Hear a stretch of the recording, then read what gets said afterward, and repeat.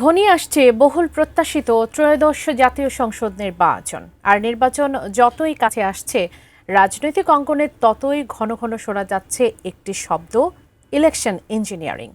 প্রায় সব রাজনৈতিক দলের শীর্ষ নেতাদের বক্তব্যেই উঠে আসছে এই শব্দটি। কিন্তু এই ইলেকশন ইঞ্জিনিয়ারিং আসলে কি? নির্বাচন এলেই কেন রাজনৈতিক নেতাদের মুখে বারবার এই শব্দ শোনা যায়? এ নিয়ে বিস্তারিত শিহাব ইসলামের ডেস্ক রিপোর্টে। নির্বাচন যত ঘনিয়ে আসে, বাংলাদেশের রাজনীতিতে ততই জোরালো হয়ে ওঠে একটি শব্দ, ইলেকশন ইঞ্জিনিয়ারিং। প্রায় প্রতিদিনই রাজনৈতিক দলগুলোর শীর্ষ নেতাদের মুখে শোনা যায় এই শব্দের সতর্কবার্তা। ইলেকশন ইঞ্জিনিয়ারিং করা হলে তা মেনে নেওয়া হবে না, কিংবা একটি মহল নির্বাচনকে প্রভাবিত করার চেষ্টা করছে। আসন্ন ত্রয়োদশ জাতীয় সংসদ নির্বাচনকে ঘিরেও বিএনপি, জামায়াতে ইসলামী, এনসিপি সহ প্রায় সব রাজনৈতিক দলের নেতারাই একে অপরকে ইঙ্গিত করে এমন অভিযোগ তুলছেন। শুধু রাজনৈতিক দল নয়, নির্বাচন কমিশনের শীর্ষ পর্যায় থেকেও এ বিষয়ে সতর্কতার কথা বলা হয়েছে। গত বছরের মার্চে এক আলোচনা সভায় প্রধান নির্বাচন কমিশনার এএমএম নাসিরউদ্দিন রাজনৈতিক দলগুলোকে ইলেকশন ইঞ্জিনিয়ারিং এবং ভোট সন্ত্রাসের চেষ্টা থেকে বিরত থাকার আহ্বান জানিয়ে বলেন, ইলেকশন ইঞ্জিনিয়ারিং এর ফল আখেরে ভালো হয় না। তবে প্রশ্ন হলো, এই ইলেকশন ইঞ্জিনিয়ারিং আসলে কি? রাজনৈতিক বিজ্ঞানের ভাষায় ইলেকশন ইঞ্জিনিয়ারিং বলতে নির্বাচনের আনুষ্ঠানিক নিয়ম, কাঠামো বা প্রক্রিয়ায় পরিবর্তন বা প্রভাব খাটানোকে বোঝায়, যার মাধ্যমে একটি নির্দিষ্ট পক্ষের জন্য পূর্বনির্ধারিত ফল নিশ্চিত করার চেষ্টা করা হয়।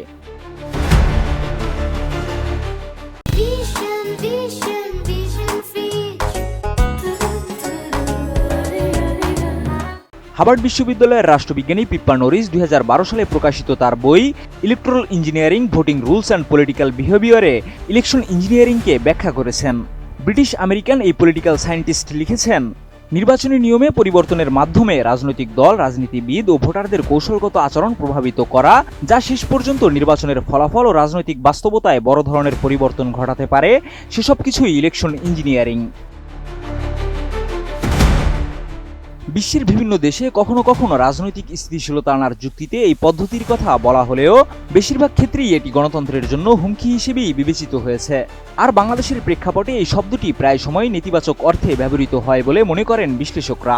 বিবিসির তথ্য অনুযায়ী রাজনৈতিক বিশ্লেষক মহিউদ্দিন আহমদের মতে, বাংলাদেশে ইলেকশন ইঞ্জিনিয়ারিং মূলত নির্বাচন ম্যানিপুলেট করার একটি পদ্ধতি হিসেবেই পরিচিত। তিনি বলেন, ভোট গণনায় কারচুপি, ভুয়া ভোটার অন্তর্ভুক্তি, প্রতিপক্ষ সমর্থকদের ভোট দিতে বাধা দেওয়া বা জোর করে ভোট দেওয়ানো, ব্যালট বাক্স ছিনতাই কিংবা পোলিং এজেন্টদের বাধা দেওয়া, এসবই ইলেকশন ইঞ্জিনিয়ারিংয়ের অংশ হিসেবে দেখা হয়। মহিউদ্দিন আহমদের ভাষায়, বাংলাদেশে ক্ষমতাধর প্রায় সব রাজনৈতিক দলই এটি করতে চায়। যাদের ক্ষমতা বেশি তারা পারে, যাদের ক্ষমতা কম তারা পারে না। বিশ্লেষকদের মতে 2000 সালের পর থেকে ইলেকশন ইঞ্জিনিয়ারিং শব্দটি বেশি প্রচলিত হয়েছে। তবে নির্বাচনী কারচুপি বা ফলাফল প্রভাবিত করার অভিযোগ এর আগেও বিভিন্ন নামে ও বিভিন্ন রূপে ছিল। কিন্তু বিশেষ করে 2001 সালের জাতীয় সংসদ নির্বাচনের পর থেকেই রাজনৈতিক বক্তব্যে ইলেকশন ইঞ্জিনিয়ারিং শব্দটি নিয়মিতভাবে শোনা যেতে শুরু করে। এদিকে আসন্ন জাতীয় সংসদ নির্বাচনকে সামনে রেখে আবারও এই শব্দটির ঘনঘটা বাড়ছে। ফলে প্রশ্ন উঠছে, নির্বাচন কতটা অবাধ, সুষ্ঠু ও নিরপেক্ষ হবে?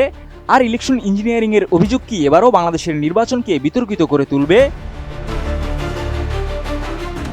শিহাব ইসলাম, এটিএন নিউজ।